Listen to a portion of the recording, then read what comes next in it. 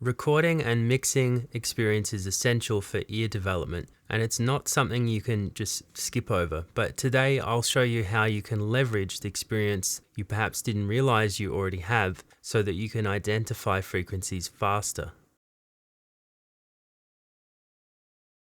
I'm Daniel from splmixing.com. Before we begin, shout out to my buddy in Nashville, Jonathan Britt, whom I've collaborated with again on another Hill Country blues tune.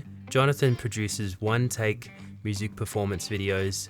Go check him out on YouTube at Elympic Records and show him some love. He not only does the recording, but he also does the videography, the lighting, and the production all on his own, which is no easy feat. Moving on to today's lesson, many years back, I undertook an ear training course called Golden Ears by David Moulton, which is designed to help students develop the ability to accurately identify small nuances in different signal processing. I highly recommend David's course, and as an introduction to training your ears, today we'll just focus on identifying frequencies as they relate to an internal reference. I'll also give you a listening challenge so that you can put your newfound abilities straight to the test, so stick around for that one. In the intro, I mentioned that we'd leverage experience you didn't know you had. I'm sure that at some point in your life, you've come across a show on TV or online where the curse words were censored using a short bleep tone to replace the audio, such as fuck, shit, okay, the tone used for that bleep is 1 kilohertz, often used in the calibration of audio equipment. So we've become accustomed to hearing that frequency.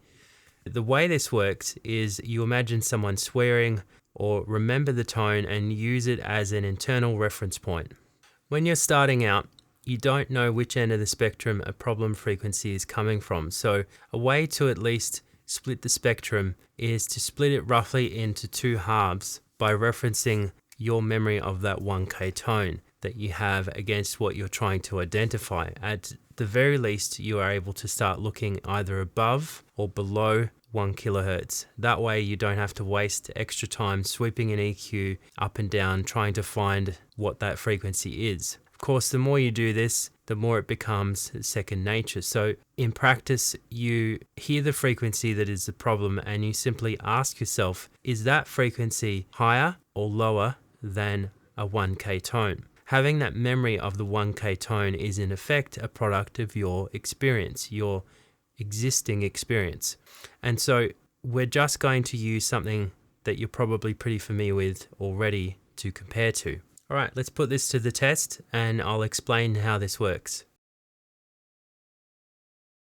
I'm going to play a 1 kilohertz tone and I want you to remember that as a reference. I will then play 5 questions where I play a short piece of music containing a hidden resonating frequency. And you're going to use the 1K internal reference to compare against each question. And you're going to tell me if the resonance is higher or lower than the reference tone. If you need extra time to get ready, stop the video now. I recommend you use good quality headphones or monitors. All the answers will be revealed at the end, so make sure you post your comment before you know the answers. This is purely for your own development and understanding where you are currently in your abilities. So don't be shy, post below and I'll let you know what the answers are at the end. Here's the reference tone.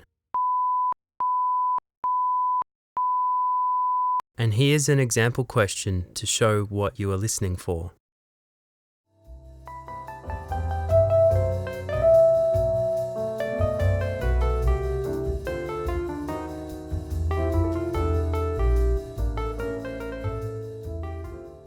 Let me play that again and reveal the exact frequency just in case you missed it.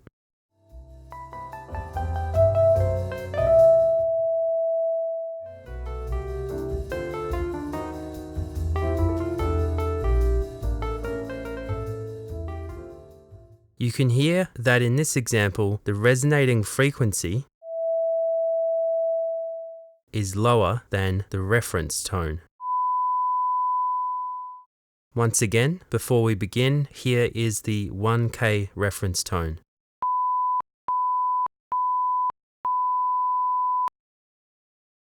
Question 1.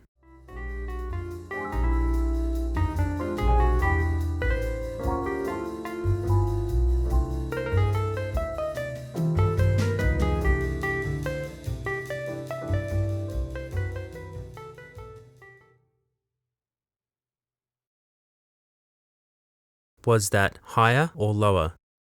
Begin typing your answers. Question 2.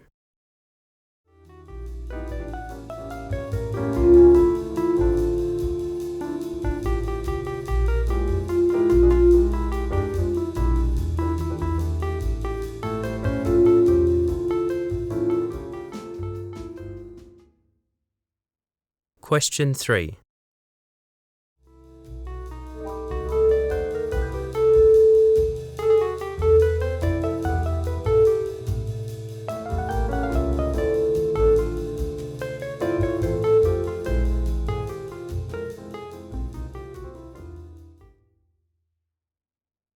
Question 4.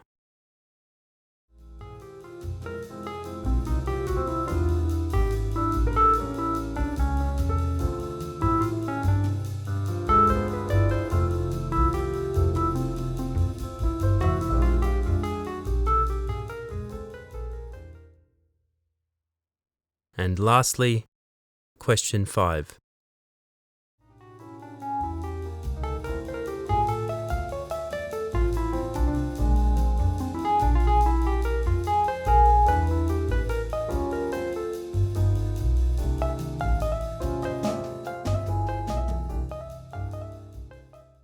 I hope that wasn't too crazy difficult. Post your answer comment below. Now, as you gain more recording and mixing experience, you'll start to pick out frequency ranges with more ease. This is just a basic starting point I recommend you try, because you probably already know the swear word frequency without thinking too hard. If you found this video useful, please like, subscribe, share it around to your friends, see how they go. Use it as a tool to kind of gauge where you're at. You can also support me on Patreon. I also have some t-shirts below from Teespring.